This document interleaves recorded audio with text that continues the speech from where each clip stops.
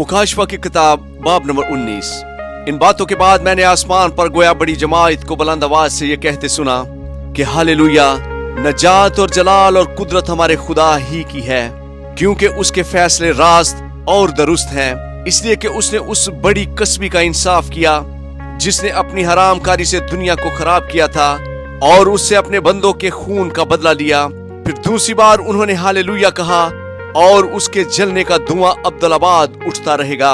और 24 बुजुर्गों और चारों जानदारों ने गिरकर खुदा को सजदा किया जो तख्त पर बैठा था और कहा आमीन हालेलुया। बर्रा की शादी की दावत। और तख्त में से ये आवाज निकली कि ऐ उससे डरने वाले बंदो, ख्वाह छोटे हो ख्वाह बड़े, तुम सब हमारे खुदा की हम्द करो। फिर मैंने बड़ी जमायत की सी आवाज और जोर के पानी की सी आवाज और सख्त गर्जों की सी आवाज सुनी कि हालेलुया, इसलिए कि खुदावंद हमारा खुदा कादर मुतलक बादशाही करता है।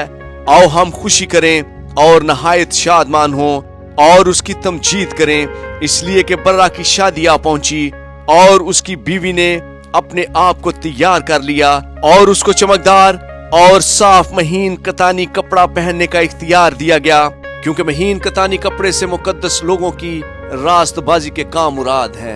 और उसने मुझसे कहा, लिख, मुबारक है वो जो बर्रा की शादी की जियाफत में बुलाए गए हैं। फिर उसने मुझसे कहा कि ये खुदा की सच्ची बातें हैं, और मैं उसे सजदा करने के लिए उसके पांव पर घिरा।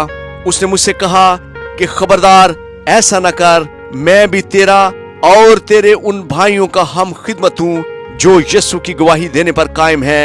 खुदा ही को सजदा कर, क्योंकि यीशु की गवाही नबूवत की रूह है। सफेद घोड़े का सवार। फिर मैंने आसमान को खुला हुआ देखा और क्या देखता हूं कि एक सफेद घोड़ा है और उस पर एक सवार है जो सच्चा और बरहक कहलाता है, और वो रास्ते के साथ इंसाफ और लड़ाई करता है। और उसकी आंखें आग के शोले हैं और उसके सर पर बहुत से ताज हैं, और उसका एक नाम लिखा हुआ है जिसे उसके सिवा और कोई नहीं जानता, और वो खून की छिड़की हुई पोशाक पहने हुए है, और उसका नाम कलाम खुदा कहलाता है। और आसमान की फौजें सफेद घोड़ों पर सवार और सफेद और साफ महीन कतानी कपड़े पहने हुए उसके पीछे पीछे हैं, और कौमों के मारने के लिए उसके मुंह से एक तेज तलवार निकलती है, और वो लोहे के आसा से उन पर हुकूमत करेगा। और कादर मुतलक खुदा के सख्त गजब की मै के हौज में अंगूर रोंदेगा।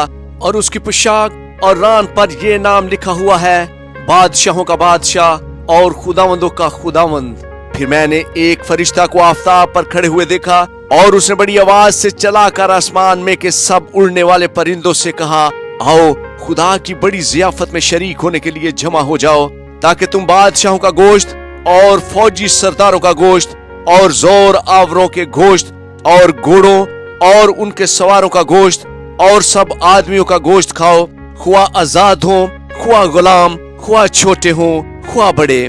फिर मैंने उस हवान और जमीन के बादशाहों और उनकी फौजों को उस घोड़े के सवार और उसकी फौज से जंग करने के लिए इकट्ठे देखा, और वो हवान और उसके साथ वो छोटा नबी पकड़ा गया जिसने उसके सामने ऐसे निशान दिखाए थे जिनसे उसने हवान की छाप लेने वालों और उसके बुत की परस्तश करने वालों को गुमराह किया था।